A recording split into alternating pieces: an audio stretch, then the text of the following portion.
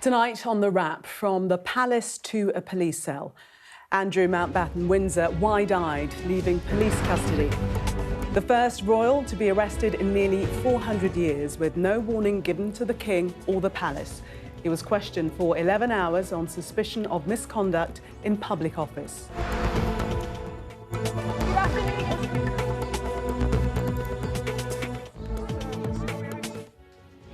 In an unprecedented statement about his younger brother, the King said the police will have his wholehearted support and cooperation, and the law must take its course. How did we get to this point?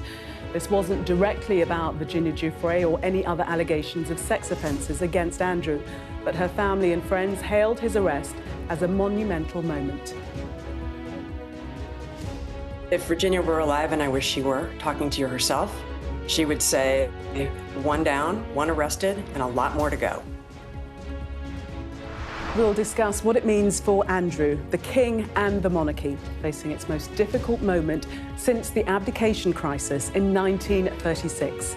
We'll go through it all with Daisy McAndrew and Michelle Donelan. Plus, a first look at the front pages of tomorrow's newspapers. No surprises, Andrew's on all of them.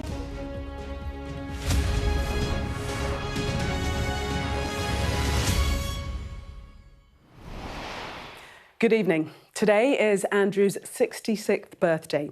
He spent nearly all of it in police custody after being arrested on suspicion of misconduct in public office.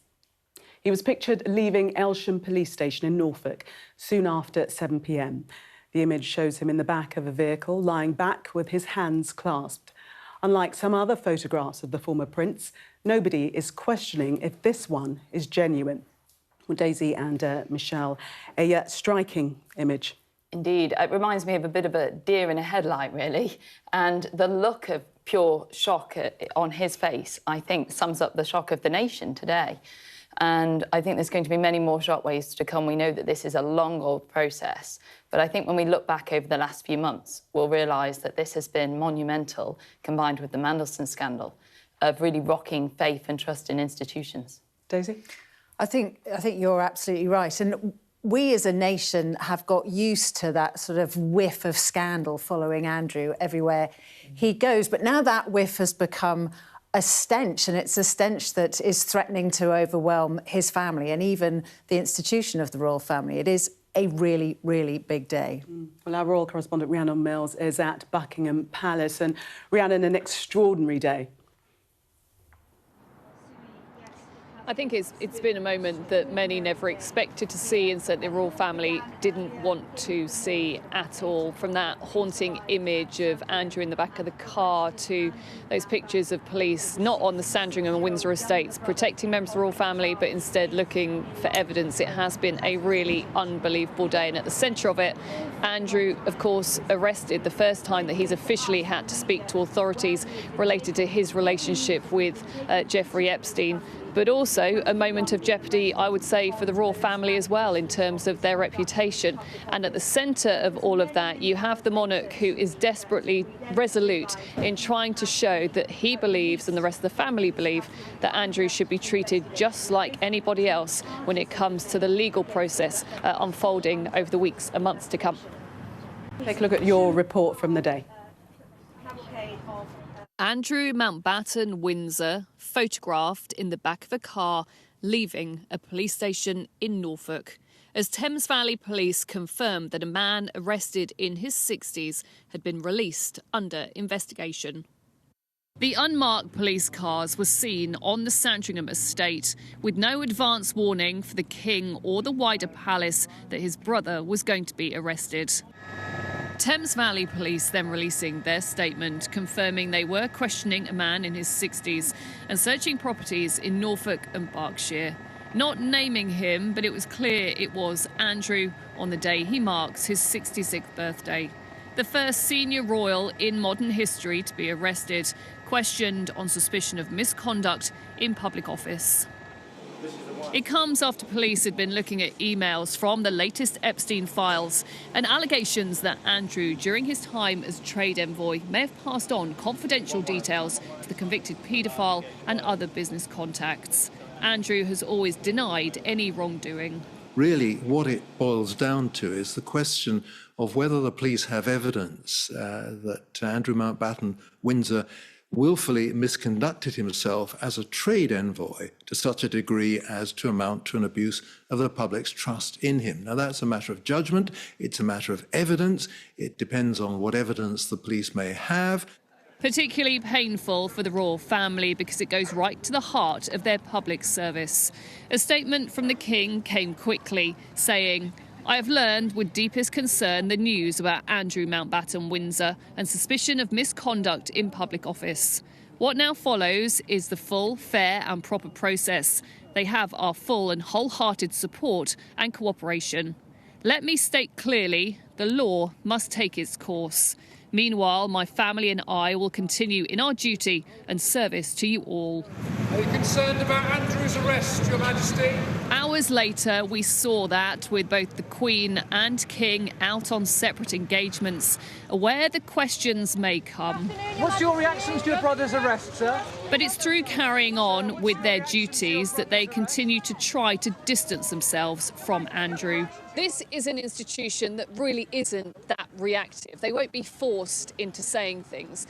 But in this case, they knew that there was no alternative. They had to respond because whatever happens around Andrew's arrest, whatever the outcome may be, it does still raise serious questions about trust and also the wider public role of the monarchy.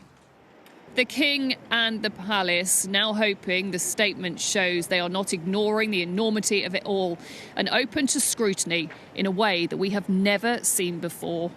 Rhiannon Mills, Sky News at Buckingham Palace.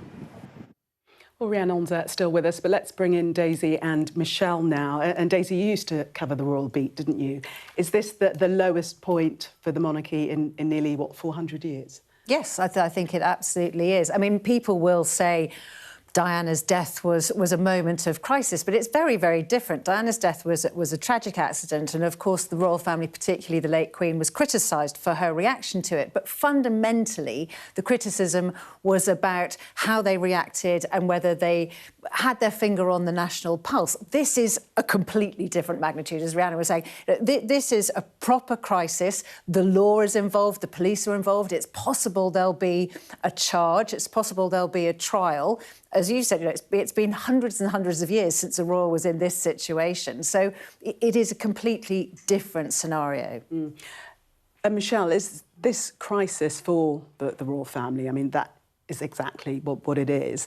Is it existential? Will there be questions as to whether the monarchy can continue to exist? Yeah, so I think if we take a step back, they've handled this well. I think most people would argue at every step they've tried to intervene and taken patronage and power away from Andrew. But really, to answer that question, we can only do that with time, because we'll need to ask questions around who knew what, when. Did aides know? Did bodyguards know? And we may only be seeing the tip of the iceberg. There are other investigations that are active by the police involving the sex trafficking scandal, and did Andrew know or participate in that as well? So I think it's too premature, but I certainly think the royal family have tried their very best to extrapolate the man from the monarchy, if you like. Rhiannon, what will we hear next from the royal family, the King, the Queen, I think Princess Anne, continuing royal duties today? I think it's less what we're going to hear from them and more what we're going to see. The King, in his statement, very clearly saying, look, it is not appropriate for us to further comment on what are active police investigations. We will help in any way we possibly can if they approach us for information. But in terms of making public comment, I think that is it in terms of his statement today. But what he said also in that statement is, look, as a wider family, we are going to keep carrying on that work in your service, addressing very directly members of the public. And I think even through that, they're trying to put this distance between Andrew and the rest of the royal family, because I think what's been particularly difficult over the last few weeks when we've seen the release of those latest Epstein files is the fact that it has drawn attention to his work as a UK trade envoy. That is what these allegations are all based around: misconduct in a public office, misconduct ultimately when he was doing the job that he was meant to be doing on behalf of the royal family and behalf of the UK government. And it goes right to the heart of what the royal family is meant to be about. We are meant to be able to trust them. We are meant to be able to hold them up as exemplary examples of the United Kingdom. And so these allegations are so serious. But I do believe that we've got a king who is certainly more responsive than we may have seen in the past. No, they are not reactive. They are not going to be bounced by the media into saying and doing things they don't want to be seen to be doing.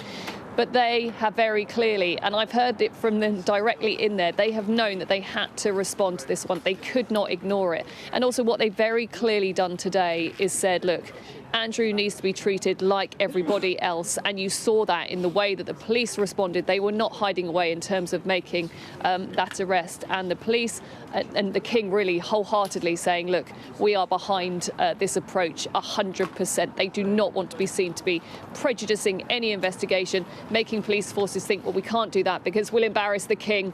And so, yeah, I think the royal family they realise the reputational risk is really high. Let's see whether the statement from the King today is enough to keep the public on side. Yes, Rhiannon, thank you. And that statement finishing with the words, as this process continues, it would not be right for me to comment further on this matter. Meanwhile, my family and I will continue in our duty and service to you all. Well, the front pages are starting to come in. The Express leads on this quote from the King: "The law must take its course." The headline in The Sun speaks for itself. Well, Virginia Giuffre was a victim of sex trafficking by Jeffrey Epstein. She launched a high-profile legal battle alleging sexual assault against the then Prince Andrew. Today's events are not directly related to that case, but the family said their hearts were lifted by the news of Andrew's arrest. It feels like this surreal moment, a piece of justice that like Virginia has been fighting for this entire time. And I think we're just so proud. We're so proud. We're so freaking proud of our sister right now. The first step here has been taken by the UK, which is amazing. I think there's so much more that needs to be done here. I'm hoping they conduct a full investigation and there's a conviction of some sort. I think, the thing that keeps resonating in my head is when my sister, she famously said, and I'm just going to paraphrase this now, but like, they know what happened, we know what happened, and only one of us is telling the truth, and we know that's us. Amy Wallace, the co-author of Virginia Giuffre's book, says that it wouldn't have happened without her. She spoke to Mark Austin a little earlier on. If Virginia were alive, and I wish she were, talking to you herself, she would say, one down, one arrested, and a lot more to go. This is a very specific arrest about a very specific issue, which is this whole idea of misconduct in public office and relating to these emails. I think it's really fair to say that without Virginia's courage, without the civil cases that she brought, and without, frankly, her book, which reminded the world what it feels like to be a girl ensnared in Jeffrey Epstein and Ghislaine Maxwell's sex trafficking conspiracy, without all of that happening, I don't know that we would be seeing this particular, as you say, specific charge that's not related to sex, but we wouldn't be seeing it. He wouldn't have been called on the carpet. He wouldn't have lost his titles. He wouldn't have been embarrassed in the way that he's been embarrassed so far. Michelle, do you think that's right, that we wouldn't be at the point at which we are today if we hadn't heard from Virginia Giuffre and she hadn't spoken up? I think absolutely. Her courage and ability to put herself forward, despite all the trauma and everything that had happened to her, really has paved the way for other victims to come forward and to expose the truth and to make it clear, that the huge evil that took place. I don't think there's any other word for it, really. But we must just reiterate that the charges today are for misconduct the arrest today was on the basis of misconduct in public office, not related to any allegations of sexual offences. Yes, and of course, many people have been going to great pains today to say, you know, Andrew continues to deny all the allegations that have been made against him. But actually, on this specific case of the allegations about impropriety in a public office, he hasn't made public comments about that. He has repeatedly, publicly denied Virginia Giuffre's accusations and allegations, but not these specific ones. Now, we can read into that whatever we want, and obviously we have to be careful because it's an active investigation. But I think that is worth pointing out. And of course, Virginia Giuffre has been incredibly brave, or was incredibly brave, and her family continuing to say, yes, this is a different case, but you know, they described it as the breadcrumb that might lead to a bigger feast. And on the basis of the reasons for the arrest, on the Sky News podcast, Electoral Dysfunction, Ruth Davidson expressed some disappointment at what Andrew was actually arrested for. None of this potential misconduct in public office has anything to do with sexual malpractice towards women or girls or trafficking or anything like that. It's about potentially being investigated for forwarding confidential reports while acting as a trade envoy for the UK. So there is another element of me, the kind of fiery female side of me, that's still thinking that even the investigations happening now, none of them are touching at the fundamental question of why were young women and girls trafficked around the world to be abused by rich and powerful men, and why are no rich and powerful men being questioned about that element. But let's cross the pond now and see how the US networks have reported Andrew's arrest. Big news out of the UK. Andrew Mountbatten Windsor, the former prince, has been arrested on suspicion of misconduct in public office over allegations that he sent top secret government documents to Jeffrey Epstein. We begin this hour with major breaking news out of the United Kingdom. Andrew Mountbatten Windsor, the former British prince, was arrested this morning on his 66th birthday. We begin with the arrest shocking the world as Andrew Mountbatten Windsor, former Prince Andrew, was taken into custody this morning on suspicion of misconduct in public office. Well, James Matthews joins us now from Washington, D.C. And James, I wonder if you can reflect on the impact in the US as opposed to in the UK. It's completely different, Gillian. There is an accountability gap. There is no doubt. I mean, you just have to look at the UK. Mandelson, Andrew Mountbatten Windsor, Starmer weakened, Morgan McSweeney falling on his sword. There are other countries, Norway, that have felt the effects. Here in the United States, the Trump administration has remained bulletproof. We have had casualties, around half a dozen people in the private sector who have stepped back because of their associations with Epstein. But Trump remains the Teflon president. He was on Air Force One earlier today, asked for his reaction, spoke about it being a very sad thing, which I took to be a reference to sort of family tragedy and so on. He spoke about the king, but he did take the opportunity to say that I am exonerated, never a man to miss the chance to shoehorn his claim of innocence into this. And I think, Gillian, I think there's Epstein fatigue in this country, frankly. I think the way the Trump administration have managed the release of these files has been a strategic masterclass, actually, as unsatisfactory as that is. They've drip-fed these files over many weeks. They had Bill Clinton out front, pictures in the swimming pool and so on. And I think, this is a country where truth actually is overshadowed by political patronage a lot of the time. And I think that has underpinned Trump and the Trump administration survival of this for so long without taking any casualties. OK. Michelle, bring you in here. Do you think that's correct, what James is saying, that it's reflected completely different in the United States and that people have been held to account in the UK and not so in the States? Well, absolutely. If we look at the individuals that have really hit the spotlight and come under pressure.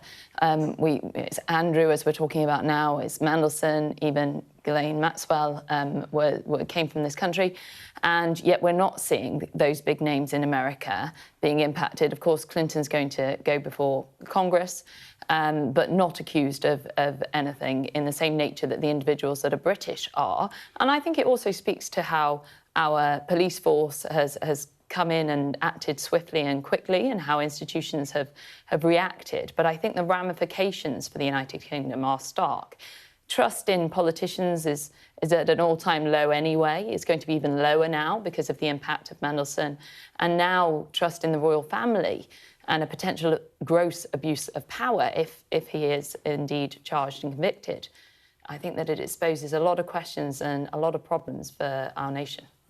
And Daisy, do you think it's now more likely that Andrew will testify before US Congress, before the Oversight Committee? Because they have been calling for him to do just that today as well. They have, and of course, Prime Minister Keir Starmer said that he thought anybody who was asked to testify should. Hillary Clinton was also asked, should Andrew testify, and she again repeated, anybody who's asked to testify should do so. None of that means he's going to. I'm sure that his own lawyer will be advising him not to do that. But I also agree with Michelle. This is a pivotal moment, particularly in the way that the public will view the royal family, and they will just demand more answers. Things like, we all know as journalists, you can't get transparency out of the royal family on things like, FOI, what we call freedom of information. You can't do a freedom of information request to the royal family. And I think all of those things, their wills are kept under lock and key for 90 years after somebody dies. Their tax affairs are still pretty murky, even though successive governments have tried to shine a light on that. And I think those things will have to change now. They will need to modernise. And I think the fact that they were willing, they, the family, and particularly Charles, kind of to throw Andrew under the bus in the last few months is because they could see a change coming. The wind is changing, and that was the start of it, but it won't be the end of it. I suppose the start of it, really, and what got the ball rolling was the removal of the titles and the opening up to absolutely, and then booting him out of Windsor, sending him to sort of the gulag that is Norfolk, and so on. But it will just be the beginning. There will have to be more. Well, Andrew's arrest follows the release of information in the Epstein files by the US House Oversight Committee, led by Congressman Suhas Subramanian. James caught up with him in Washington. I think this is a breakthrough. The reality is no one's been arrested in a position of power like he has and been held accountable the way he's being held accountable. And I think it shows that this investigation is fruitful and yielding some results. And the victims certainly are appreciative of the fact that law enforcement is willing to hold people accountable based on what's found in the files. That this isn't just an exercise in voyeurism and seeing who is involved and engaged with Jeffrey Epstein, that there's going to be real consequences. There's also real consequences for people who don't cooperate in our investigation. And so I applaud the arrest. I hope something will come of it. Most importantly, I hope that we get some answers because we haven't gotten any from him. What do you think are the implications for your request for Andrew to come and give answers or take questions from the House Oversight Committee? Well, he says he did nothing wrong and he committed no criminal activity or wrongdoing, which is fine. But if he wants to clear his name and his family's name, then he'll still come and cooperate with us. Well, James, the Congressman applying some pressure there, but Andrew is not obligated to appear, is he? He can't be compelled to appear before the committee. That's right, yeah. Gillian, as a foreign national, he doesn't have to. It was interesting, Suhas Subramanian, he was talking today about how they will speak to him anytime, any place, anywhere. They are prepared to travel to the UK if that's what it takes. I mean, we're discussing the likelihood of that. I have to say myself, I think it's extremely unlikely. I think there's real jeopardy for Andrew in opening the doors that he would, taking questions from inquisitors, from Congress. And of course, bear in mind, many of those questions would be, yes, about what he did, but also what members of his family knew. Jeffrey Epstein was a man who, according to emails, was in the palace. He was certainly inside the kind of inner sanctum, you know, family picnic areas and on the Balmoral estate and so on. And Suhat Subramaniam, he was saying to me today, they would be wanting to know, what did the wider royal family know about Andrew's activities, about the access that Epstein had and who was on the premises? That's the kind of territory that would be explored in any congressional Q&A, which is why I don't think we're going to see Andrew before a panel of Congress people soon.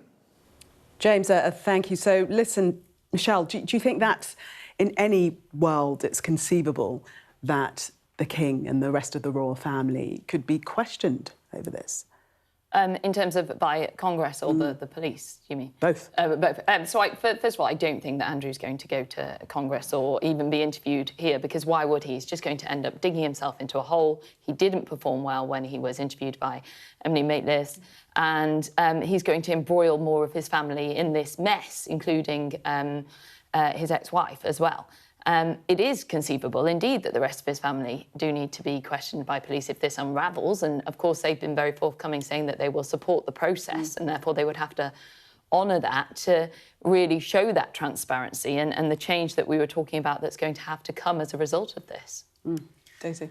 And I think just going back to what we were saying, Ruth Davidson had said on the podcast earlier about being disappointed that it was only this accusation. I think do bear in mind that there are a number of other British police forces, English police forces, who are investigating the sexual trafficking side. You know, whether it's the jet that landed in 3 different airports, or all sorts of different angles and different investigations. So it's yes, this is the first arrest. We don't know if it will be the last arrest. We don't know what charges there will be. And also just bearing in mind, you know, I mean, I know it's an old cliche, but, you know, Al Capone was not brought down by, you know, the fact that he had murdered multiple people. It ended up being tax evasion. And that is the way that often police will go around and about, you know, trying to get at the truth by coming in from a different angle. And that's easily what this could be. Yes, no charges today, we must just say. No charges, exactly, and arrest. Under investigation, so the investigation does continue, as you rightly say. We're going to take a break. When we come back, we'll take a first look at some of the other front pages for you. Do stay with us.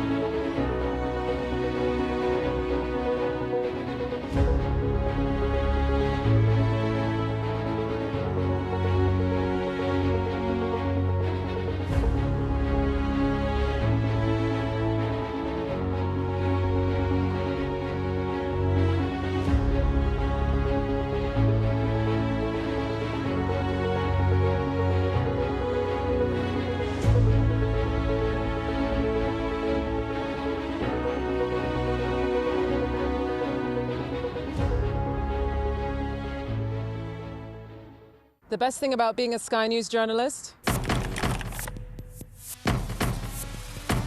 They call him the king of the jungle. Being a Sky News journalist. Giuffre al-Baghir has this report. And this is what's left of it. As a woman of colour, how did the Harris campaign speak to you? People risk their lives to speak to us for this report. Mr. Zuma, Sky News. We're trying to see as much as we can.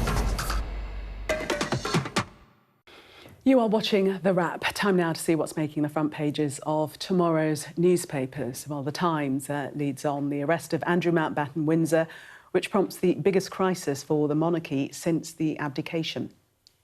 The Guardian reports on the King saying that the law must take its course after the arrest of his brother Andrew. The Metro also leads on the same headline.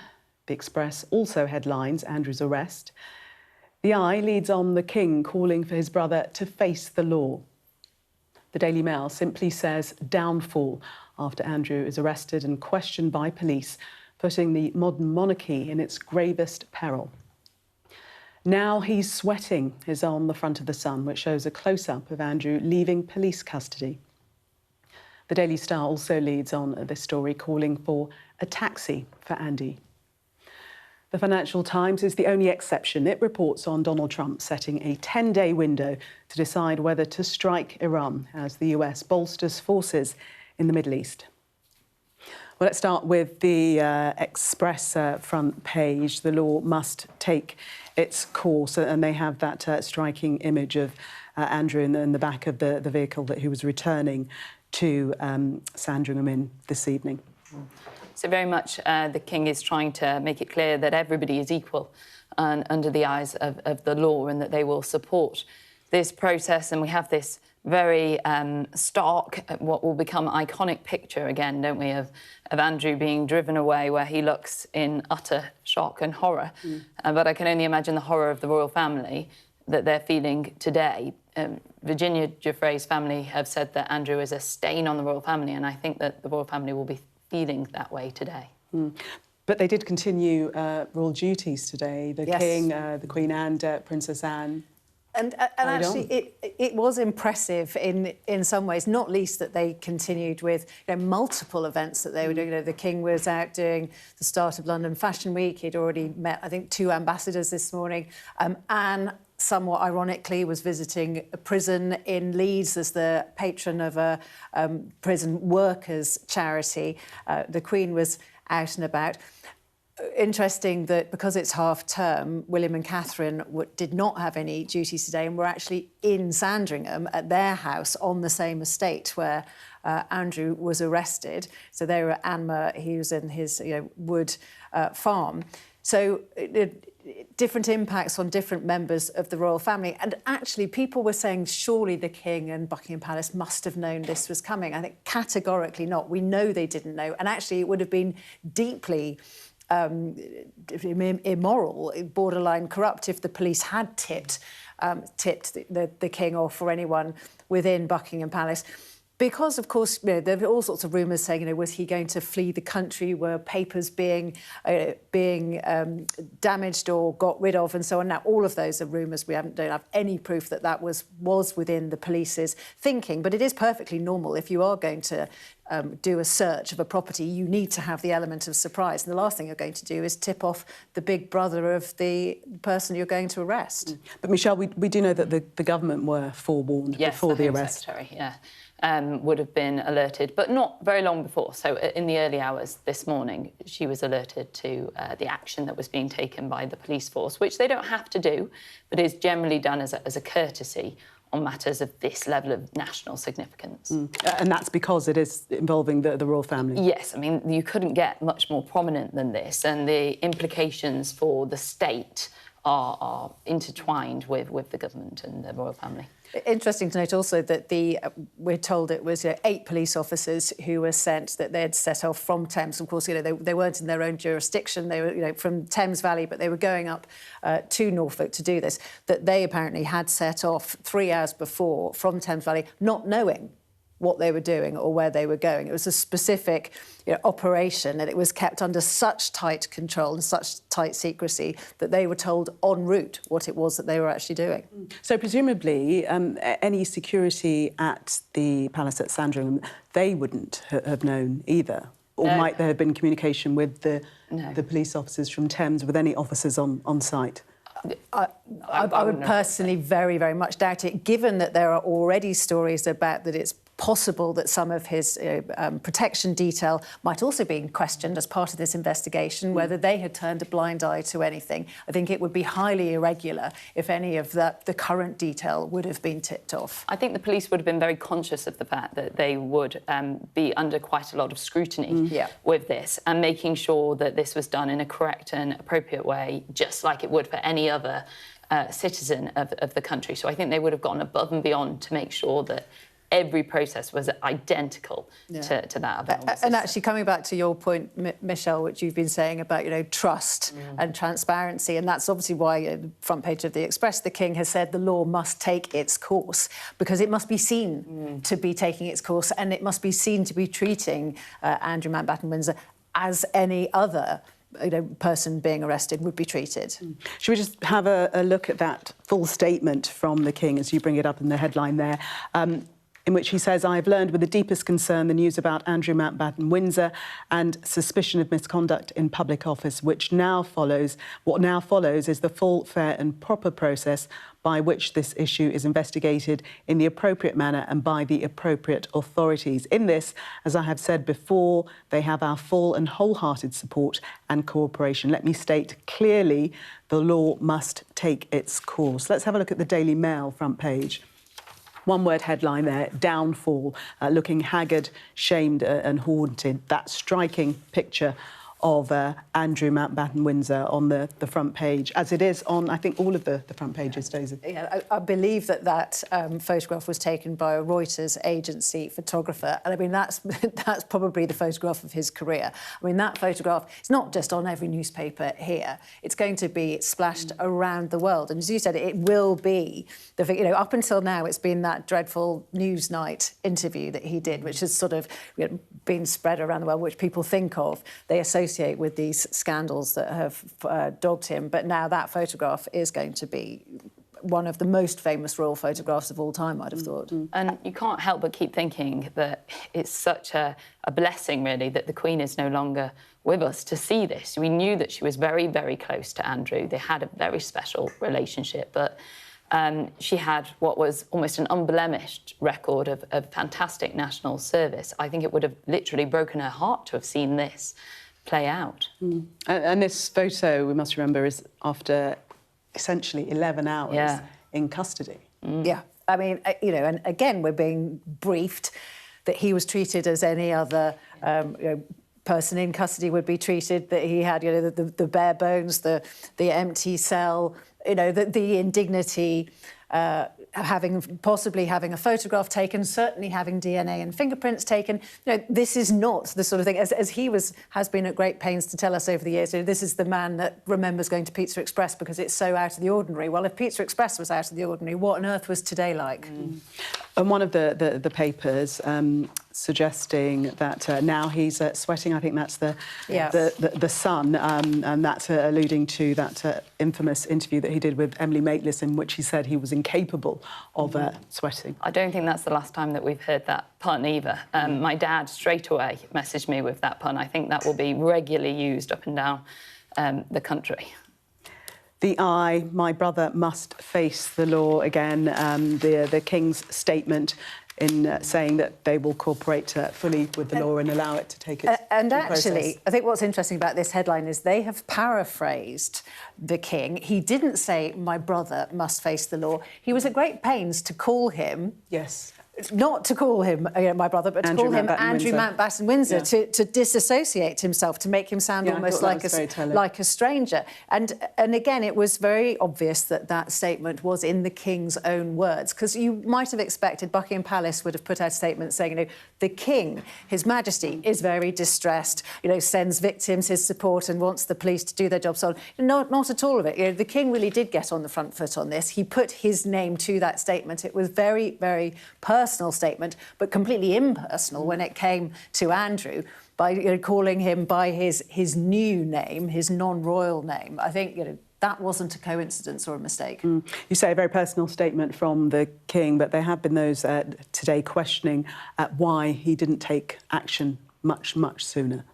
Well, I think we have to wait and see and find out who knew what when, but I think they did take action at several different steps, even at evicting him from his residence and, of course, much earlier on, removing royal titles and royal duties. And we have to wait and see and understand how this unfolds.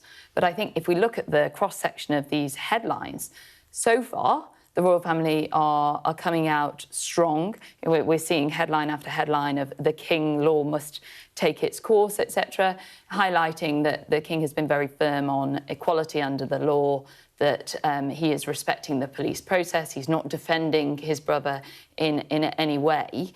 And we'll see how that progresses over the weeks. Don't forget, this is going to go on for years. This is not going to be a quick process. And I think it's also worth bearing in mind that the King and the royal family, the rest of the royal family, have been in a very difficult situation because nothing has been proved about Andrew. Yes, there was the payoff, but that did not come with an acceptance of any sort of guilt whatsoever. He has continued to deny the accusations. So therefore, for the royal family, they're stuck in a difficult a legal no man's land. They have been over the past couple of years, because if they were to throw him out completely, then it's like they are passing judgment on a man who is still maintaining his innocence. So it has been very difficult. I think we will now see even more, because obviously he's had his titles, his patronages. They have thrown him out completely. I mean, he's still in the line of succession. That can be removed. And he's also still a councillor of state, which means if the King is, for any reason, unable to perform his duties, then one of the councillors of state, or two of the councillors of state, actually step into line. Andrew is still officially one of them. Those things the King has said, and those around him, the King didn't want his government and Parliament to have to waste time putting forward new laws. My understanding is he's changed his mind on that. He's quite happy for Parliament to waste its time, to use its time by pushing him out even further. Well, in the King's own words, he learnt with the deepest concern about the arrest of his younger brother. Jonathan Dimbleby is a royal biographer and close friend of the King. He spoke to Mark Austin on Sky News earlier on. How will your friend, the King, be feeling this evening, do you think? I mean, since he took the throne, he's had this very personal thing with the diagnosis of cancer. Now, this real crisis. What do you think your friend, the King, will be thinking this evening? He said once, I think quite soon after it was recorded that when he was asked such questions, very early on in his role as Prince of Wales, he said, "I didn't wake up in my pram and say, yippee, I'm going to be king."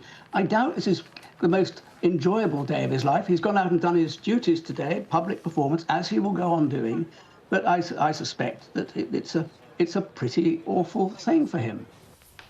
And what space do you think that the King will be occupying at the moment? He's had a difficult, couple of years. Not so long that he's lost his mother, his health issues, and now having to deal with this. And also, he has had literally a lifetime of waiting, half dreading, half waiting for this moment of his reign to start, wondering how the history books, will portray him, wondering what his legacy will be.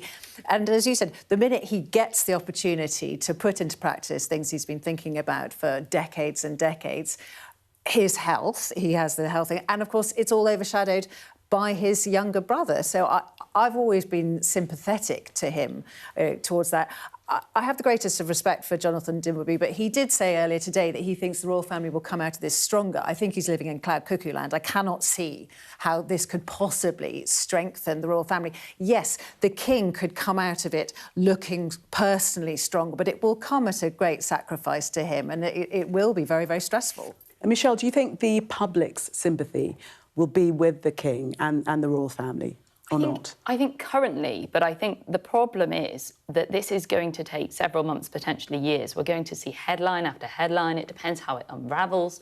It depends on were bodyguards involved with the personal protection, were aides in the know. Is there more to this? Does he get charged? Does he get additional charges?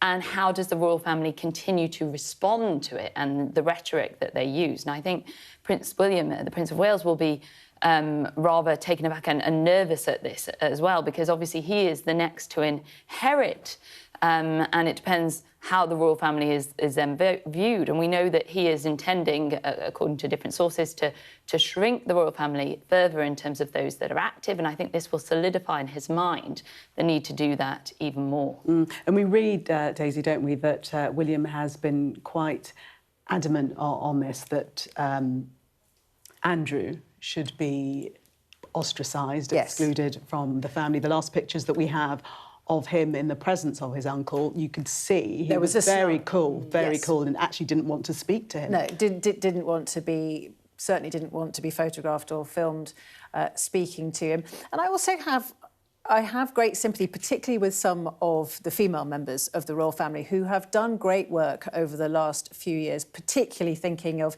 Camilla and Sophie, who have both done extensive work with victims of domestic abuse and violence against women and girls, slavery. You know, one of Andrew's own daughters spearheads a slavery, an anti-slavery charity. And, you know, these women have, that is sort of breaking tradition, really getting involved in a side of public policy that hasn't been of interest or taken up royal time. And for them over the last few years, as Andrew has been embroiled in these terrible scandals, that has been very, very awkward, to say the least. So I think for them there'll be some relief that he really is out on his ear now and that the king has been very strong on this. But I think that will have been very, very difficult for them. You mentioned his daughters. We haven't heard much talk about them, how they're receiving all of this, and also Sarah Ferguson, who's obviously not been in public view for a couple of months now. I think there will be a lot of coverage over them over the next few days as the media looks to explore other avenues, but I feel dreadfully sorry for his daughters, I really do. I read a story in the Mail where they were talking about Princess Beatrice's holidays when she was in her 20s, and they were saying, well, how were these funded then? Were they funded by the indirect links to Epstein coming via Andrew and Sarah?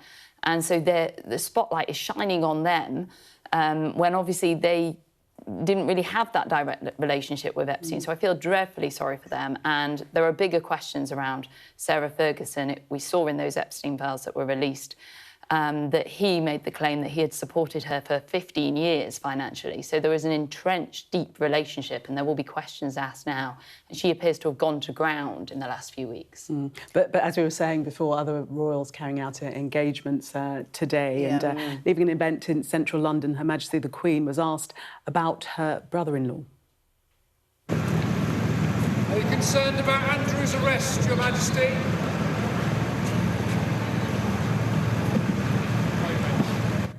Well, the King was also asked the same question today, and no surprise, no answers. Yes, and they are going to get a lot more of that. Of course, there will be more heckling, and it will be very, very difficult. And just picking up on your point about the daughters, I feel really sorry for them as well. And it's interesting how there's beginning to be a difference between the two of them. Eugenie, who's the one with the anti-slavery collective, she already seems to have really distanced herself from her father. Beatrice, less so. She was out seen riding with Andrew and her daughter Sienna just very, very recently. So I think there's beginning to be a bit of a split between the daughters. And as you said, Sarah Ferguson seemed to have totally gone to ground. Many people saying, is she moving abroad? What's happened? Is she putting some distance between those around her? Are saying she is putting distance between herself and Andrew. OK, we're going to take a break now. When we come back, we'll take a longer view of the challenges facing the royal family. Stay with us.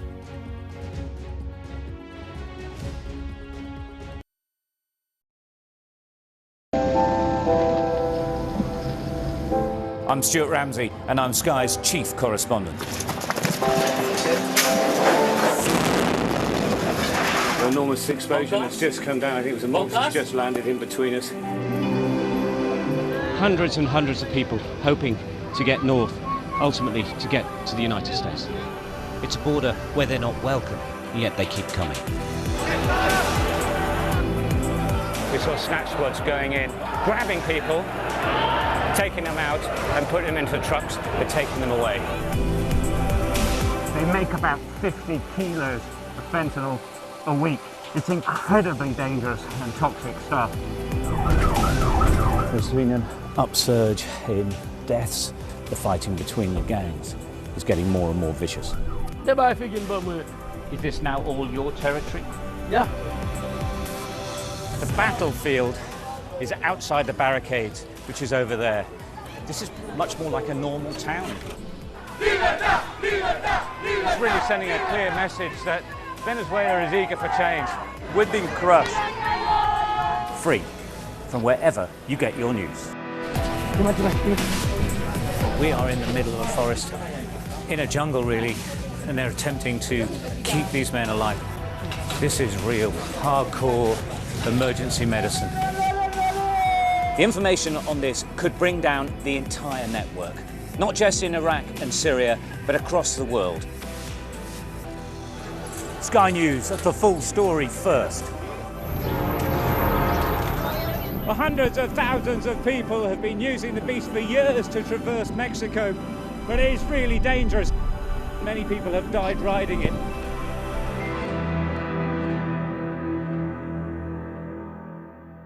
What's the best thing about being a Sky News presenter?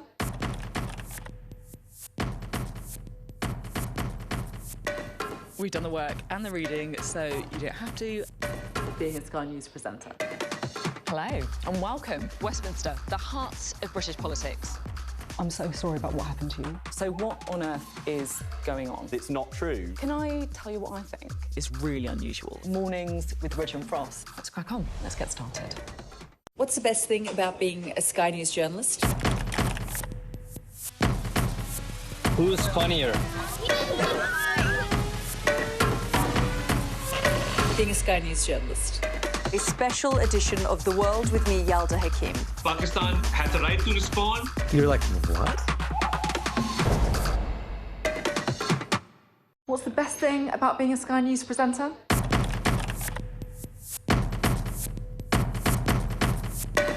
We've done the work and the reading, so you don't have to. Being a Sky News presenter. Hello and welcome. Westminster, the heart of British politics. I'm so sorry about what happened to you. So what on earth is going on? It's not true. Can I tell you what I think? It's really unusual. Mornings with Richard and Frost. Let's crack on. Let's get started. This is obviously not the first crisis in royal history. Take a look at this. A few hours ago, I discharged my last duty as King and Emperor. And now that I have been succeeded by my brother, the Duke of York, my first words must be to declare my allegiance to him. We all have a new king.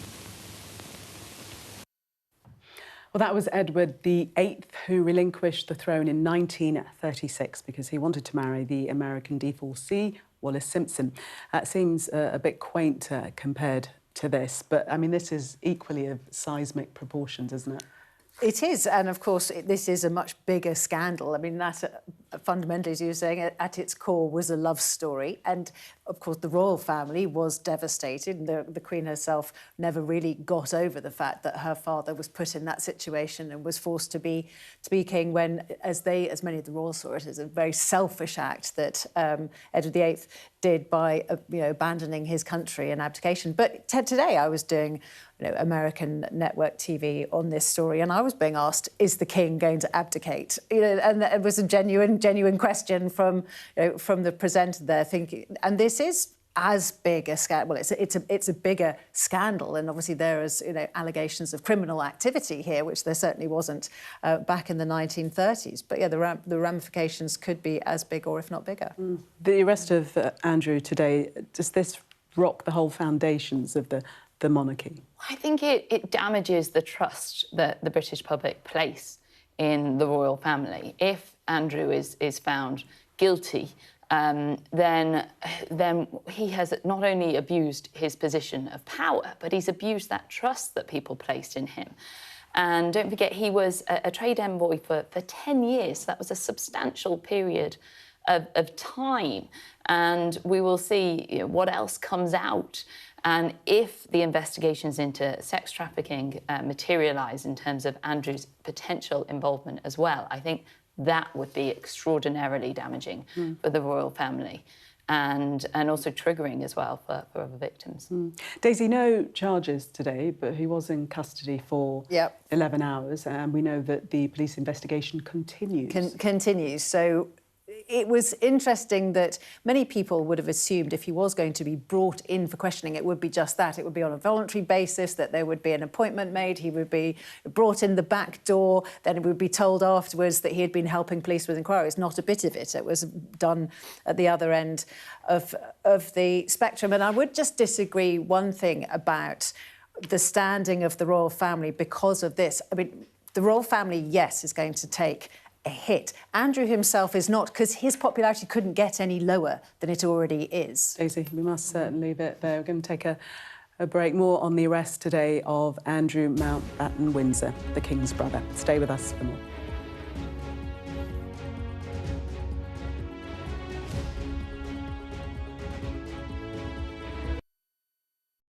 The best thing about being a Sky News journalist?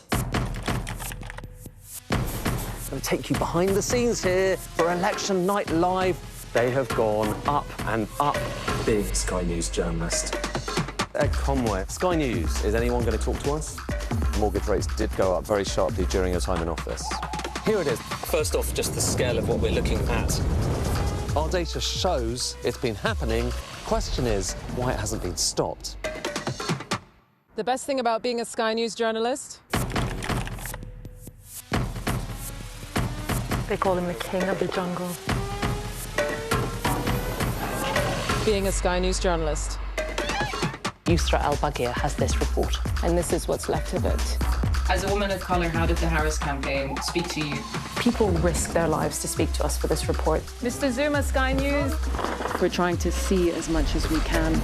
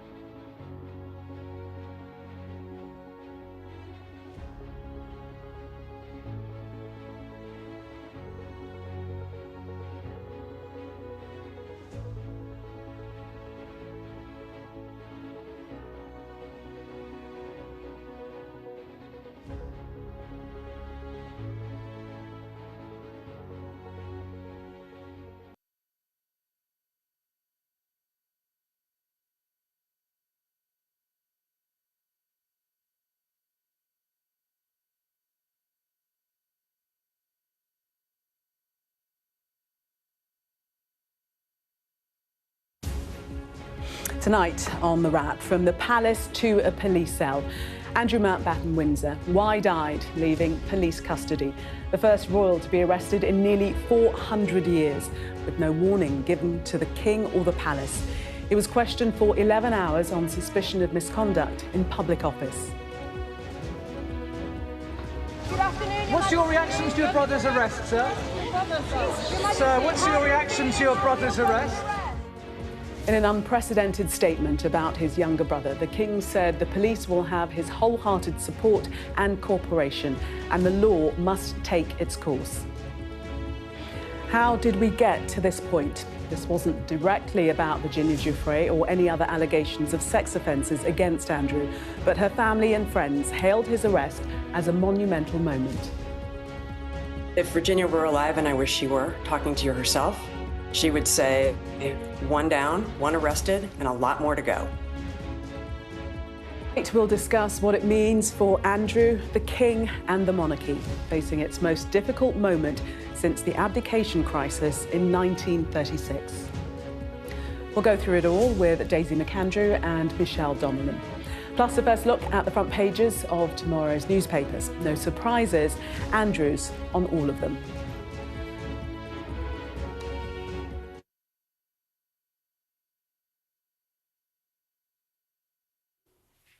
Good evening.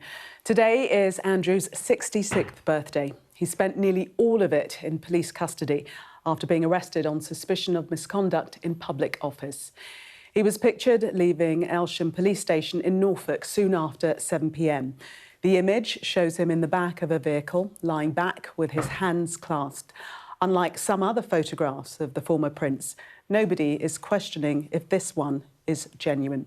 Well, Daisy and Michelle, no mistaking that that is an extremely striking image. Yes, and that is an image that is going to haunt Andrew for the rest of his life. And as today will, obviously we don't know whether this will result in charges, but the whiff of scandal has followed him for so many years now. But now it is a full-blown stench that it could overwhelm his entire family and the monarchy.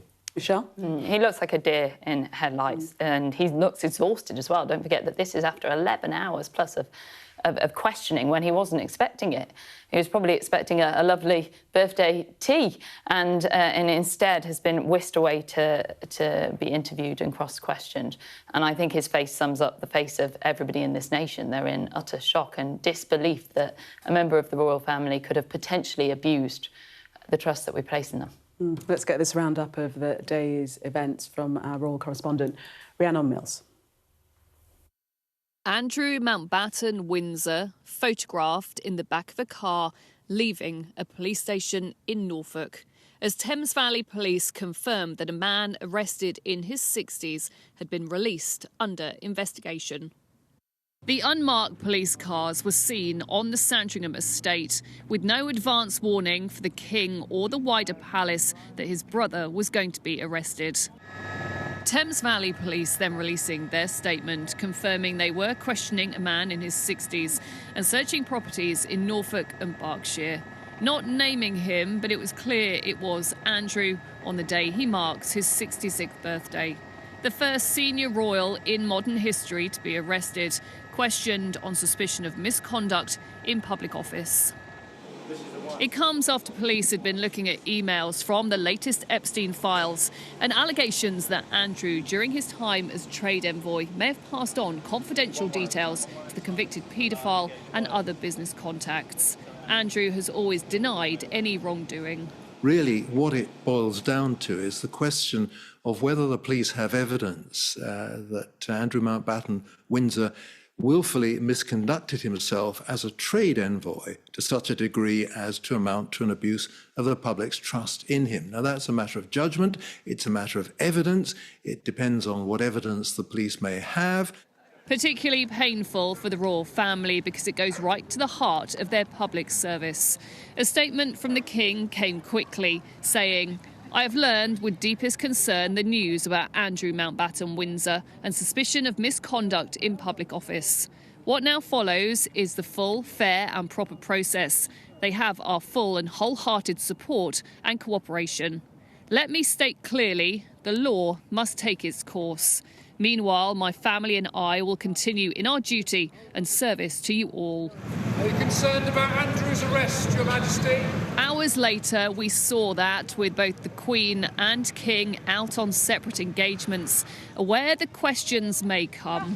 What's your reaction to your brother's arrest, sir? But it's through carrying on with their duties that they continue to try to distance themselves from Andrew.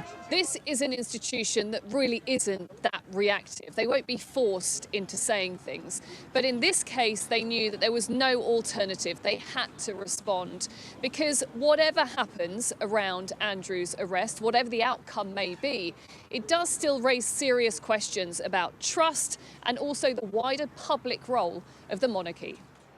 The King and the Palace now hoping the statement shows they are not ignoring the enormity of it all and open to scrutiny in a way that we have never seen before. Rhiannon Mills, Sky News at Buckingham Palace. We can confirm that in the last few moments, Andrew has returned to Sandringham, as we say, after spending most of his birthday in police custody. I mean, of course, we all know from watching police procedurals, he could have been there for 24 hours. He could have been there for more than 24 hours. You can have it extended 24 hours and then senior police can extend it to 36 and then a magistrate can extend it even further. So in some ways, you could say that perhaps he got off lightly. My understanding is, although he would have been in the police station for 11 hours, he might not have spent all of that time being questioned. So he might have spent quite a considerable amount of time in a police cell, which is equally mind-boggling to most of us who didn't think we'd see this day. No, I mean, it is. The thought of Andrew Mountbatten Windsor in a police cell waiting to be questioned is not a vision that anybody could have imagined. No, it really does take you back.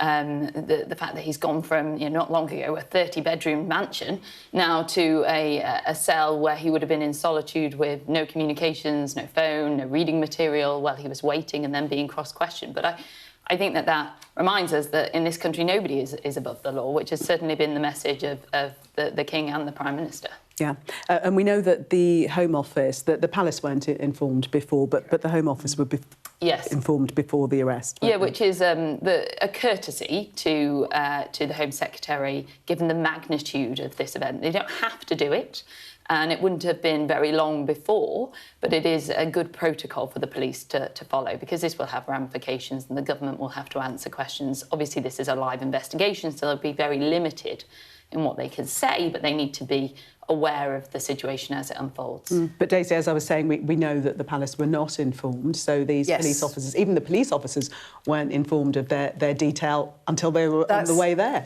That's what we're told. And of course, like anyone else, when arrested, Andrew would have had the ability to speak to a lawyer. I mean, he could have had a duty lawyer. He could have made his phone call. I expect he will have got straight on the phone, or he will have contacted his long-time lawyer, who's called Gary Bloxham. He was always known as Good News Gary, because he always seemed to be somebody that was constantly telling Andrew everything's going to be fine, everything's going to be fine. It would have been, I mean, how interesting would it have been to have been a fly on the wall with their conversations today about how he was going to spin this one to be a good day. And again, the Palace are making clear that the King wants everyone to know that the taxpayer indirectly will not be paying for whatever legal fees will be coming Andrew's way. He also seems to be making it clear that he himself, the King, won't personally be paying. So I'm not quite sure, who is going to be paying it. Is he going to be getting, and he will not be getting any sort of legal aid, because again we're told that he's sort of on his uppers financially. Don't know whether that's the case or not, but certainly he doesn't have the sort of funds that will be paying for very expensive legal fees. Well, the stories are on all of the newspaper front pages, bar one. I think the Daily Mail, just the single word headline, downfall, and that striking picture. The Daily Star, taxi for Andy, ex-Prince being driven away.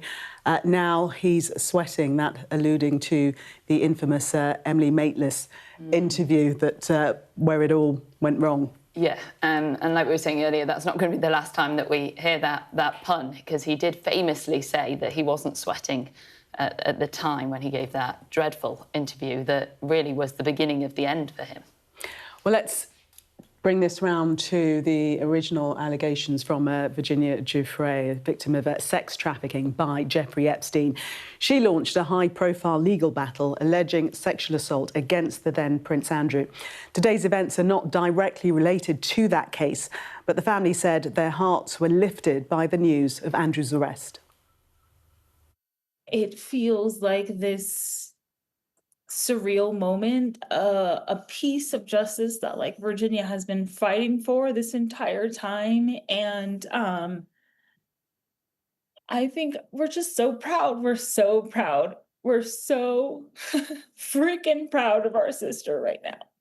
The first step here has been taken by the UK, which is amazing. I think there's so much more that needs to be done here. I'm hoping they conduct a full investigation and there's a conviction of some sort. I think, you know, the thing that keeps resonating in my head is when my sister, you know, she famously said, and I'm just going to paraphrase this now, but like, they know what happened, we know what happened, and only one of us is telling the truth, and we know that's us.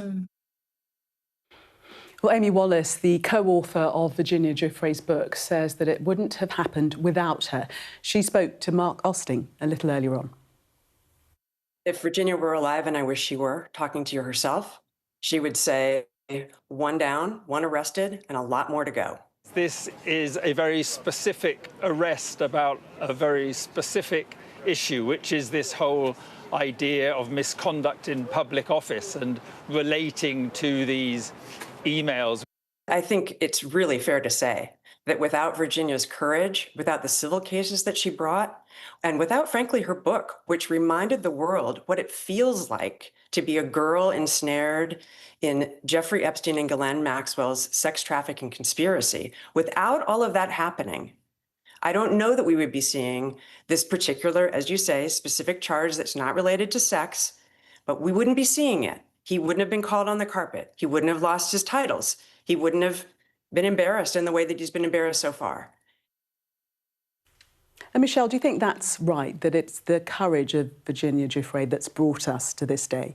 Absolutely, and I think it's very sad that she's not here to see that to see today, just like her family said. And she did have that courage to come forward, which must have been extremely difficult to do and very intimidating. And because of her courage, many others have followed suit and come forward and exposed just what Epstein had been up to and had done.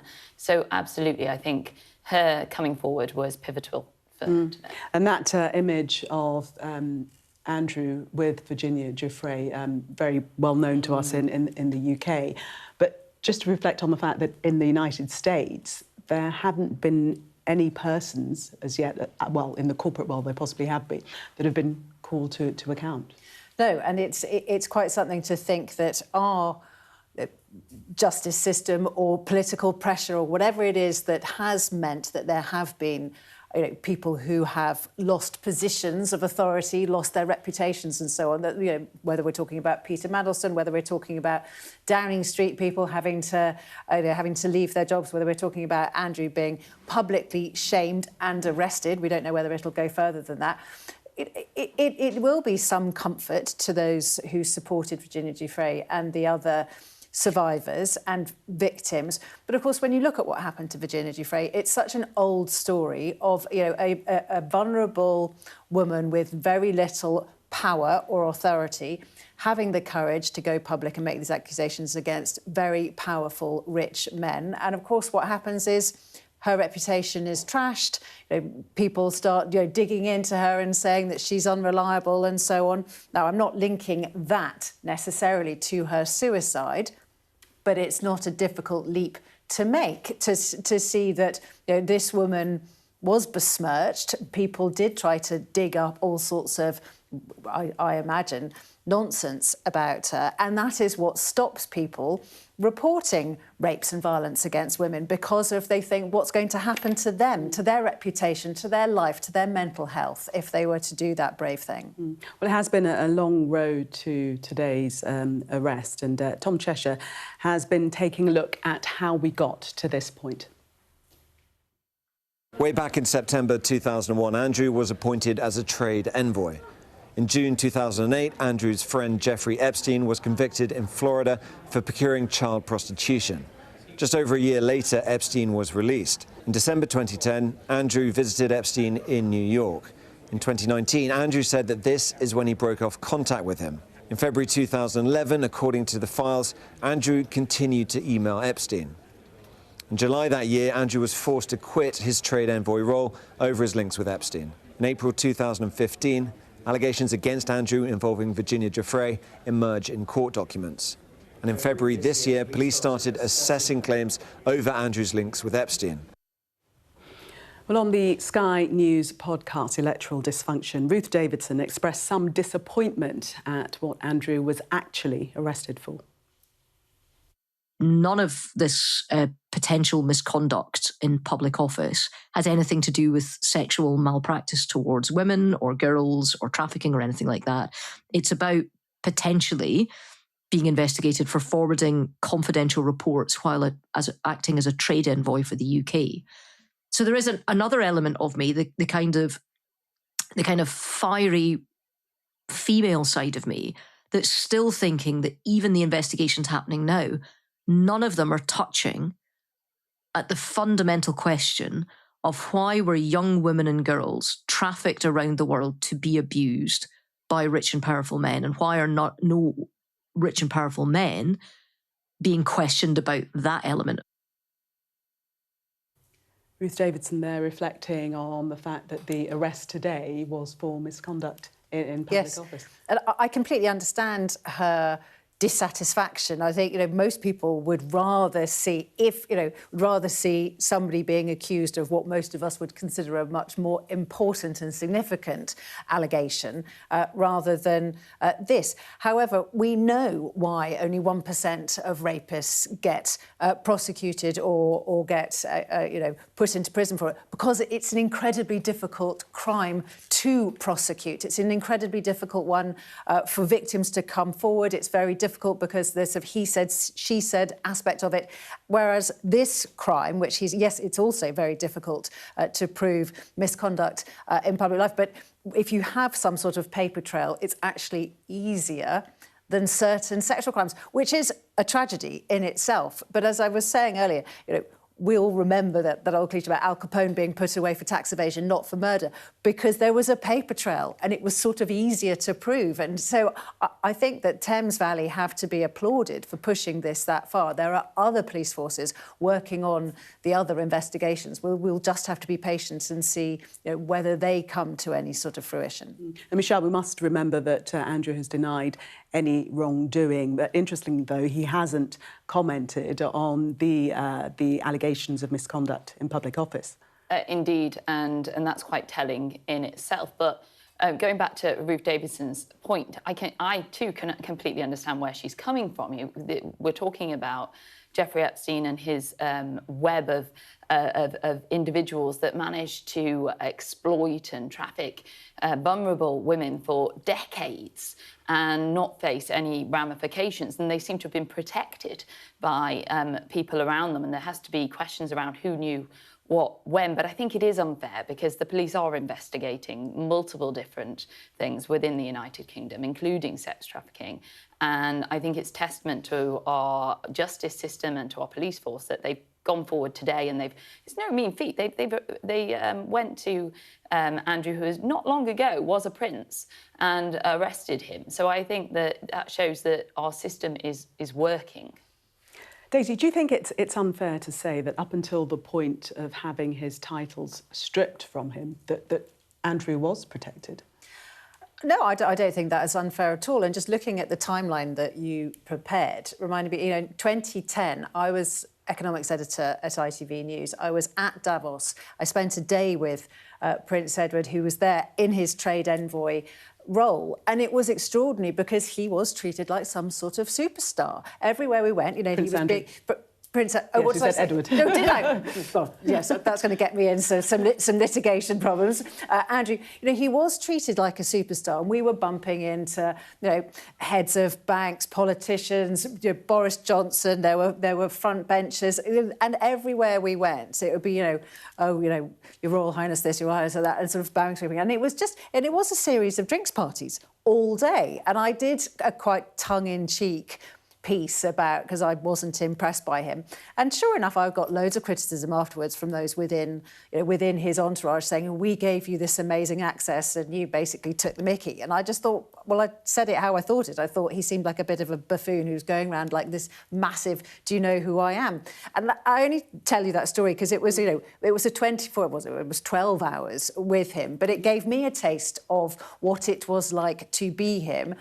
And what an inflated opinion he had of himself. But those around him were creating that impression as well. You see it with senior politicians also. You have that entourage that, if you're told that you're a massive deal and a superstar, you start to believe it. But very briefly, Michelle, there was a time when Andrew was seen as this Falklands hero, that he was very popular.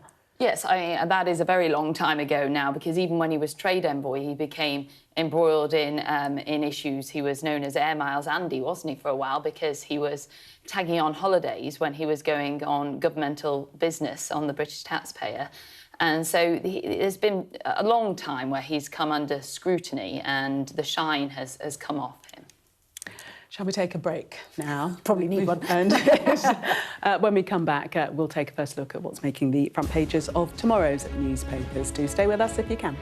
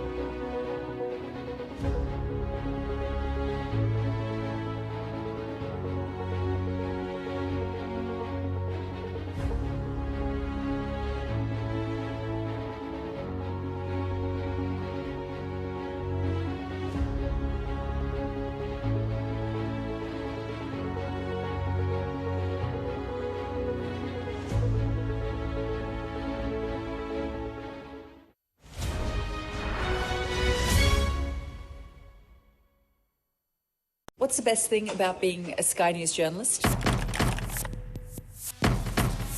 Who's funnier? Being a Sky News journalist.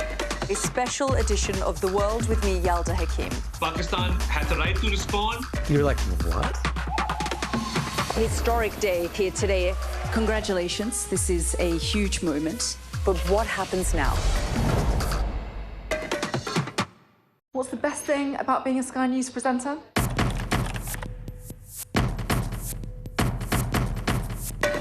We've done the work and the reading, so you don't have to. Being a Sky News presenter. Hello and welcome. Westminster, the heart of British politics. I'm so sorry about what happened to you. So what on earth is going on? It's not true. Can I tell you what I think? It's really unusual. Mornings with Richard and Frost. Let's crack on. Let's get started. The best thing about being a Sky News journalist? I'm going to take you behind the scenes here for Election Night Live.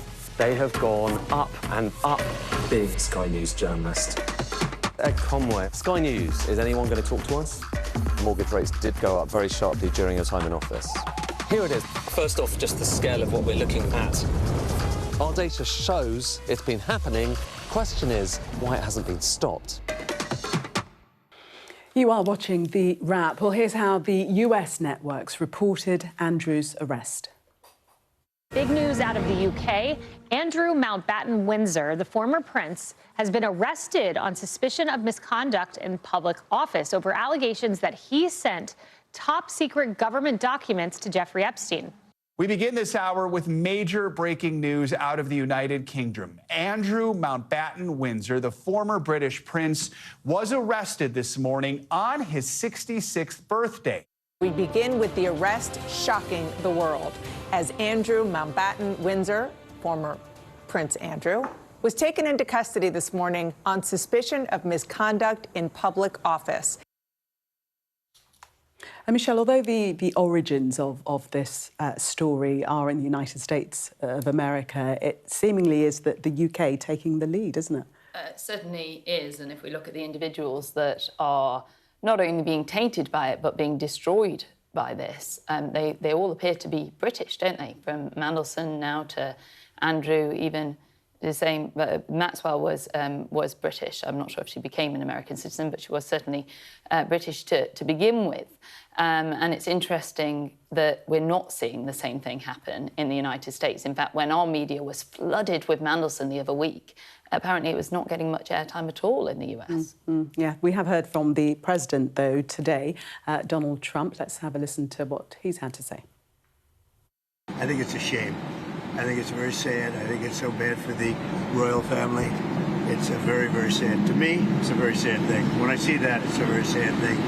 To see it and to see what's going on with his brother, who's obviously coming to our country very soon, and he's a fantastic man, the king. So I think it's a very sad thing.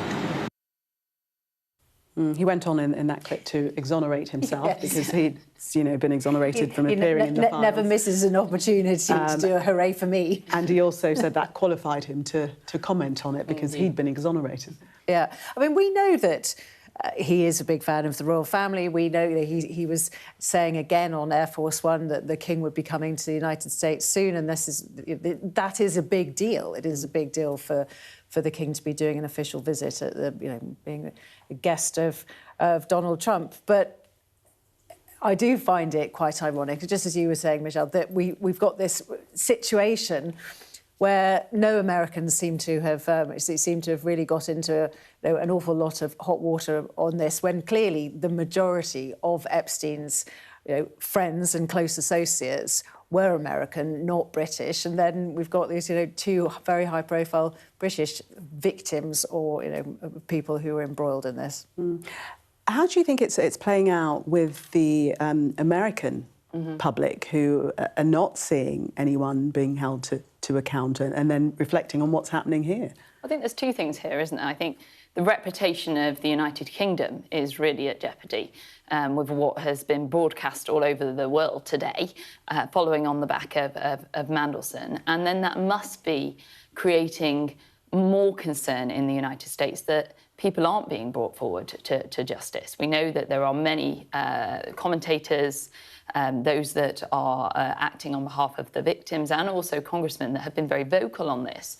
And they will utilise what's happened in the United Kingdom as evidence of what a country could and should do to bring forward those involved in this very horrid saga. And Daisy, US Congress pushing for Andrew to testify before them, but of course he's not obliged to, and they can't compel him to appear. No, they can't. There's no extradition. They can't, they can say till they're blue in the face that they want him to do that, and they can, use people like Bill and Hillary Clinton who are giving evidence, and Hillary Clinton has said to British media that she believes Andrew, should do the same. But there's absolutely no way that Andrew's legal advisors are going to tell him that that's a very good idea to go and further implicate himself as he did so dramatically with the Newsnight. interview. It'd be fascinating to know whether or not whether he was giving them answers today when he was being questioned, or whether he was saying no comment as he learnt his lesson that, once you start digging, you can't really stop. Obviously, this is on a whole different scale than the Newsnight interview. This is, being questioned formally under, having been advised anything you say and so on. We all know how it goes. May come back to damage your case in a trial. Yeah, indeed. Well, the front pages tomorrow are dominated by that one story. The Times leads on the arrest of Andrew Mountbatten Windsor, which prompts the biggest crisis for the monarchy since the abdication. The Daily Telegraph also leads on the former prince being arrested. The Guardian reports on the King, saying that the law must take its course after the arrest of his brother Andrew. The Metro also leads on the same headline. The Express headlines Andrew's arrest also, and the Daily Mirror, that same headline. The Eye leads on the King calling for his brother to face the law. The Daily Mail simply says downfall after Andrew is arrested and questioned by police, putting the modern monarchy in its gravest peril. Now he's sweating is on the front of the Sun, which shows a close-up of Andrew leaving police custody. The Daily Star also leads on this story, calling for a taxi for Andy. While the Financial Times is the only exception, it reports on Donald Trump setting a 10-day window to decide whether to strike Iran as the US bolsters forces in the Middle East. Most of those papers had that striking image on the front page of Andrew in the back seat of that car, looking, like you said before, like a deer in the headlights. Yeah, exactly, and looking absolutely exhausted after 11 hours of a combination of being cross-questioned and being in a cell. But this isn't the only day that we're going to see this splash across all the papers. This is going to be week after week now, because it's going to be a very slow and long and painful process for the royal family.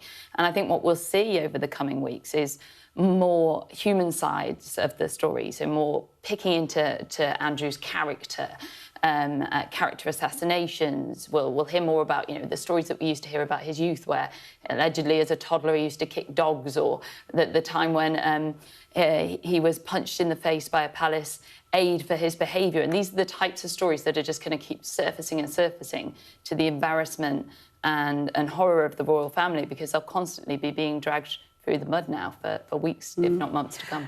Daisy, do you think that the royal family will return to their previous mantra of never explain, never complain? Because now the King's come out and said the due process of law must take its course, and we're not going to say anything more. I mean, that will certainly be the hope and the ambition. I think the fact that they feel that they did get ahead of this by taking the action they did at the end of last year, both booting him out of his house in Windsor, in the Great Park, removing all of his titles, sending him back to being simply Mr. Mountbatten Windsor. They will have hoped that would have put them ahead of this in some ways. I think there was not an assumption that this would happen, but a realisation that it was a distinct possibility that the long arm of the law might be reaching for him. So there will be a sense that maybe now that plus the statement, so the actions of last year, the statement of today, perhaps can draw a line under it. I think, obviously, it depends what happens. If the police come out tomorrow and say, no charges, nothing more to see, everybody move on, well, of course, then that's one situation. But for them to have gone this far, they will have spoken to the CPS. For them to have arrested him, they will have thought that they had at least a chance of charging him. This is such a huge story. This is such a huge decision by Thames Valley Police. I would be surprised if it just withered on the vine tomorrow. And we know that the investigation continues. He's been released on investigation. Indeed, and we also know that this is a very difficult crime to actually prosecute for. In fact, the law commissioners did a report 6 years ago where they said it is the most difficult crime to define. It's usually used for prison officers, policemen and women that are serving and fall foul of this. And obviously it's not usually used for former princes. And going back to what we were talking about a minute ago, I think that the royal family have done their very best to try and extrapolate the man from the monarchy, but at the end of the day, he is a member of their family. And so it will be telling what happens over the coming weeks as this unfolds. The Times suggesting that, you know, the royals survived the abdication, as we mentioned before, but this crisis is worse. Do you agree with that, Daisy? Yes, I mean, the abdication felt at the time in the 1930s like, you know, the end of the modern royal family, or the end of the royal family, you know, as people were used to it. And of course, there was in those days a lot more expectation of them to do their duty. There was huge shockwaves that the king at the time could possibly do this. You know, nowadays, we wouldn't think that an abdication was something that would be so shocking. This, no matter how you cut it, is shocking. This is literal, you know, possibility of criminal charges. It is an arrest, and whether it's a misuse of public standing, or whether it's the arguably much more serious crimes that have been alleged against him, it's a whole different category, and it's extremely that there is no rule book that the royals can fall back on and say, you know, never complain, never explain, just simply won't cut it with this one. Interesting article in the Eye by Ian Dunt saying that we should feel patriotism over Andrew being held to account. Would you agree with that? Yeah, definitely. And I think it goes back to the conversation we were having a moment ago about what's happened in America versus here. And our system has worked. It has treated Andrew equally in the eyes of the law. And he has been arrested, treated like anybody else. The police obviously went to great pains to make sure that not only did they take the right action, but it looked like they were taking the right action. And the royal family were not aware that this was going to happen beforehand. So I think that we should feel patriotism that that's worked. But obviously, at the same time, it is extraordinarily embarrassing for the United Kingdom on the world stage, and does not paint a good reflection of our country, or the one that we would want to project, does it? Daisy, it's probably a provocative question, but do you think that the police deliberately arrested him on his birthday? It's possible, because not as some sort of spiteful, you know, move, not in that way, but of course we know that they will have wanted the element of surprise. We know that in any case like this, where you are going to search a premises, you need to make sure that nobody's got a whiff that it's coming, that the documents and evidence hasn't been destroyed. So they may well have thought, we happen to know he's going to be at home on his birthday. We think that he'll be doubly surprised that we'll turn up on his birthday. So it may well have been deliberate, but I don't think it would have been, oh, I know what would really, you know, we can be a real party poopers here and go and do this on his birthday. I don't think that will have been the motivation. But yes, it might have not been a coincidence because of the element of surprise. Do you agree, Michelle? Yes, definitely. I don't think it was a spiteful act by the police at all. The Times... They're spread on page 2 and 3, Prince and the paedophile, a long, slow fall from grace. And we'll be reminded that this started many years ago. This has been a long, slow process, hasn't it? And of course, I think many people thought that once a story has been around for years and years and years, the chance of it gaining any sort of momentum and actually going anywhere probably decreases with time. And of course, that's not what's happened with this, mainly because of those millions and millions of pieces of evidence that have been released and revealed as the Epstein files and the Epstein so-called library has come into fruition. And that has been the main reason why this, because there you've got things in black and white and you've got actual evidence that have been put into the public domain.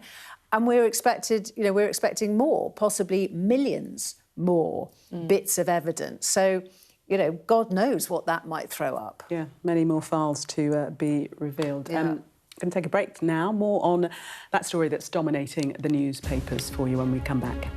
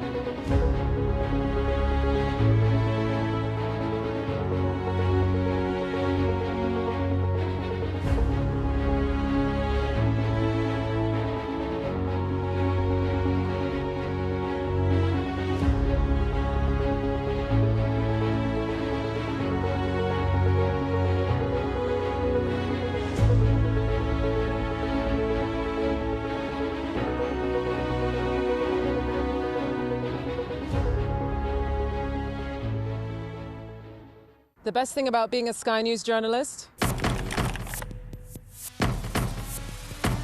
They call him the king of the jungle. Being a Sky News journalist. Giuffre al-Baghir has this report. And this is what's left of it. As a woman of colour, how did the Harris campaign speak to you?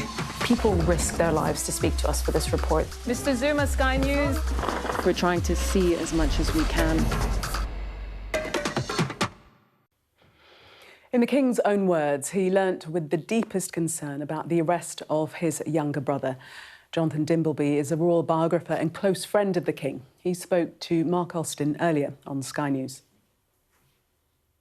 How will your friend, the King, be feeling this evening, do you think? I mean, since he took the throne, he's had this very personal thing with the diagnosis of cancer. Now, this real crisis. What do you think your friend, the King, will be thinking this evening? He said once, I think quite soon after it was recorded that when he was asked such questions, very early on in his role as Prince of Wales, he said, I didn't wake up in my pram and say, yippee, I'm going to be king.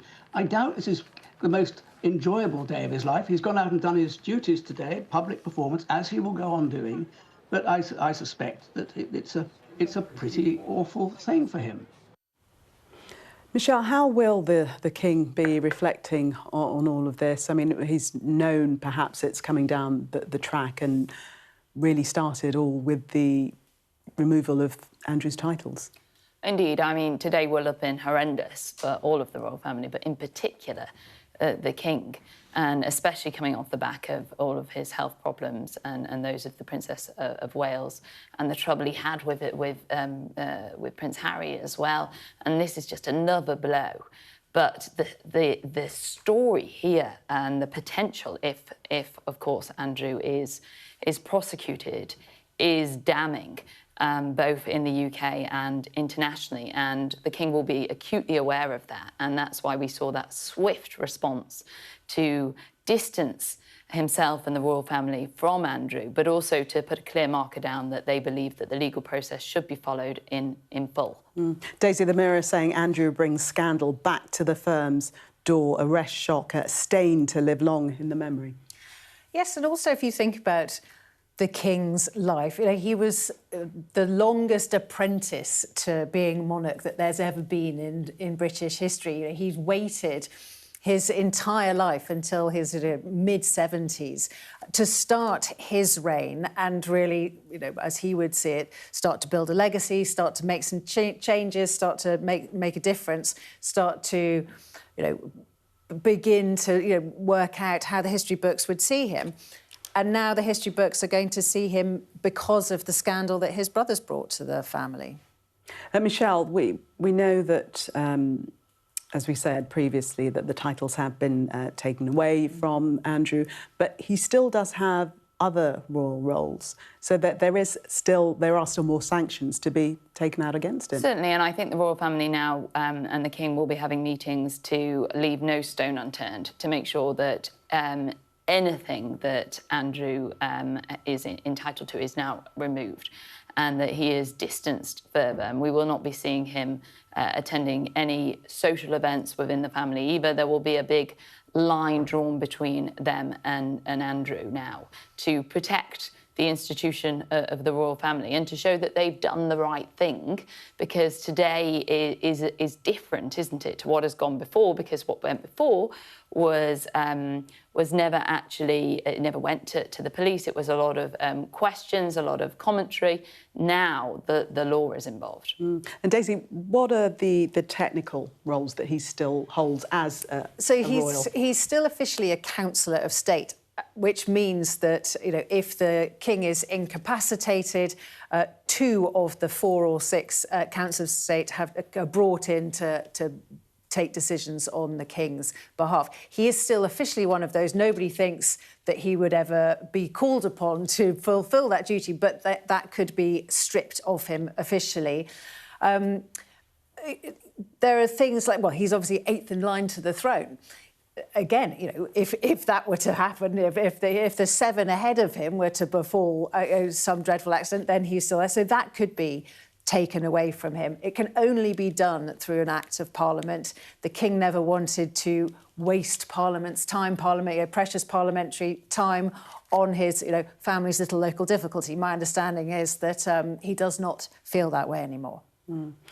The eye suggesting that the King had no warning of the arrest, that we have confirmed. But we know, don't we, Michelle, that the Home Office were informed before this surprise arrest. Yeah, so it's my understanding the Home Secretary was personally informed. Now, it wouldn't have been a great deal of time before the actual police arrived. It would have been in the early hours this morning.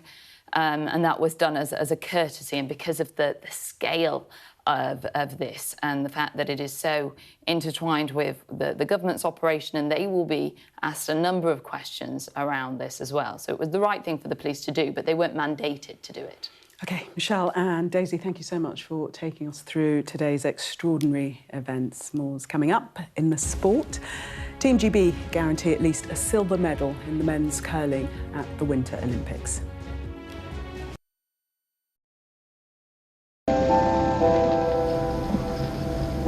I'm Stuart Ramsey, and I'm Sky's chief correspondent.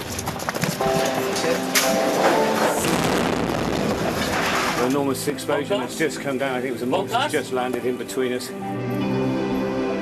Hundreds and hundreds of people hoping to get north, ultimately to get to the United States. It's a border where they're not welcome, yet they keep coming. We saw snatch squads going in, grabbing people, taking them out and putting them into trucks and taking them away. They make about 50 kilos of fentanyl a week. It's incredibly dangerous and toxic stuff. There's been an upsurge in deaths. The fighting between the gangs is getting more and more vicious. Is this now all your territory? Yeah. The battlefield is outside the barricades, which is over there. This is much more like a normal town. It's really sending a clear message that Venezuela is eager for change. We've been crushed. Free from wherever you get your news.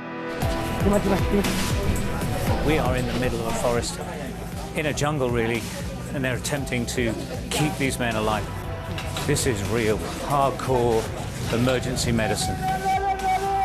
The information on this could bring down the entire network, not just in Iraq and Syria, but across the world. Sky News, the full story first.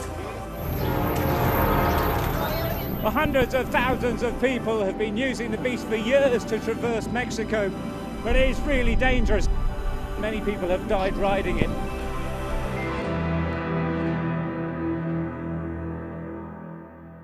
What's the best thing about being a Sky News presenter?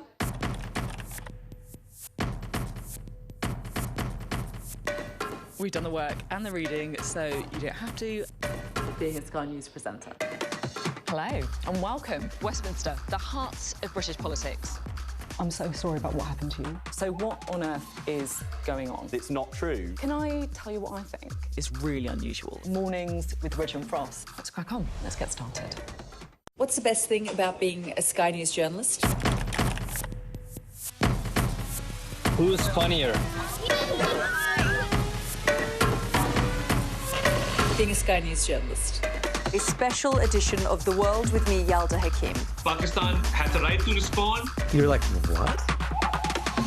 A historic day here today. Congratulations, this is a huge moment. But what happens now?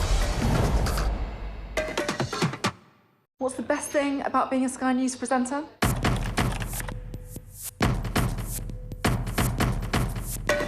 We've done the work and the reading, so you don't have to. Being a Sky News presenter. Hello and welcome. Westminster, the heart of British politics. I'm so sorry about what happened to you. So what on earth is going on? It's not true. Can I tell you what I think? It's really unusual. Mornings with Richard and Frost. Let's crack on. Let's get started. Time now to get all the very latest sports news with Mike.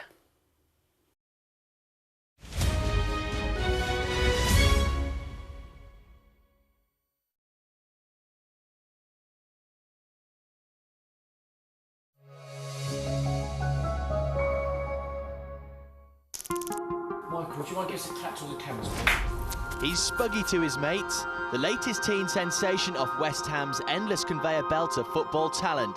I got in the first team and I got in the England squad. Everything was rosy. He always was an intelligent footballer. West Ham United Football Club. They're taking the calls at Upton Park. Now West Ham are preparing to sell their most talented midfielder. We knew that financial pressure Michael was definitely going. Once Tottenham was involved, there's only one team that I wanted to come to. Jack Santini was the manager. I don't think he really knew who I was. How did Santini react when you'd signed Michael Carrick? Yeah, he was not very happy. It's funny, his sliding doors, a career could have gone down a whole different path. Martin, he saw the quality of him. I have to play this guy. He was my conductor. I was so happy at Tottenham. Now bids come in, his future's uncertain. And there was a bit of interest. You get whispers and this and that. I approached Daniel. We'd like to buy Michael. He clearly at that point said he's not for sale. Daniel was pretty stubborn. He was a great negotiator. There's a myth around Daniel that perhaps it's warranted. Thinking that they're going to go and sign someone else. Every million, 2 million after that was quite a lot. Did you ever think about walking away? No, I don't think so. I think the very fact that Alex wanted him, I was confident. He said, I want between 10 and 12, and ended up getting 18. That was Daniel, and fair play to him. Play to the middle, please.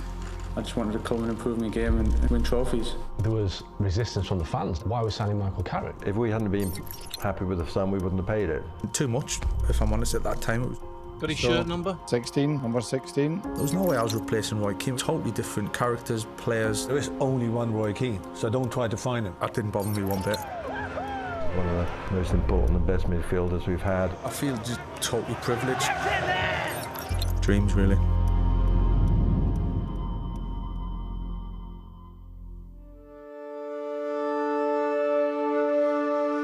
He's spuggy to his mates, the latest teen sensation of West Ham's endless conveyor belt of football talent. I've had sort of a lot of taste of the bench this year, so to get a start at home was fantastic for me. Carrick! Michael Carrick comes up trumps. At the end of the day, it's just a game of football. That's the way I look at it, you know, whether it's for the under-19s, the reserves, for the first team, you know, it's still 11 against 11. When I was 13 or 14, I went to about 10, 12, 14 clubs around the country for trials and loved West Ham, just settled at West Ham. He was a young lad that used to come down during the school holidays from the North East. Newcastle didn't want him. He was in that area but wasn't on their radar. Suddenly I see him go from 5 foot to 6'2". He really did shoot up. He always was an intelligent footballer. He knew the game, could pass through the ball. I loaned him to Swindon and I remember getting a phone call of his Johnny Frankham, the jockey.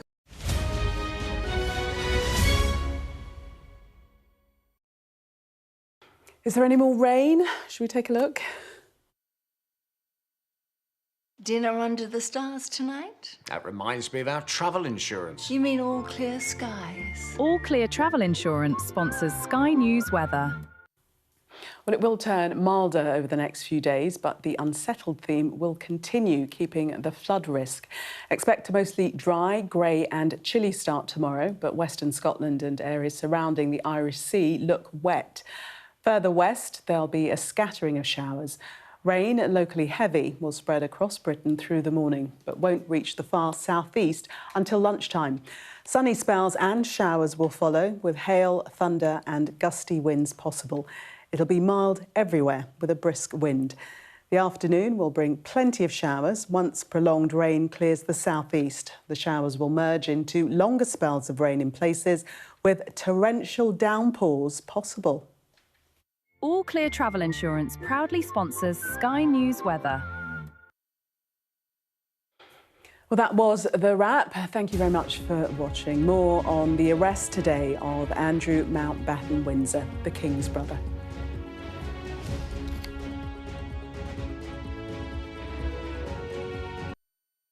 The best thing about being a Sky News journalist?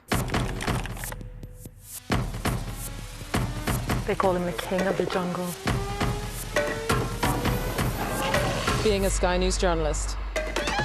Giuffre al-Baghir has this report. And this is what's left of it. As a woman of colour, how did the Harris campaign speak to you? People risk their lives to speak to us for this report. Mr. Zuma, Sky News. We're trying to see as much as we can. What's the best thing about being a Sky News journalist? Who's funnier? being a Sky News journalist?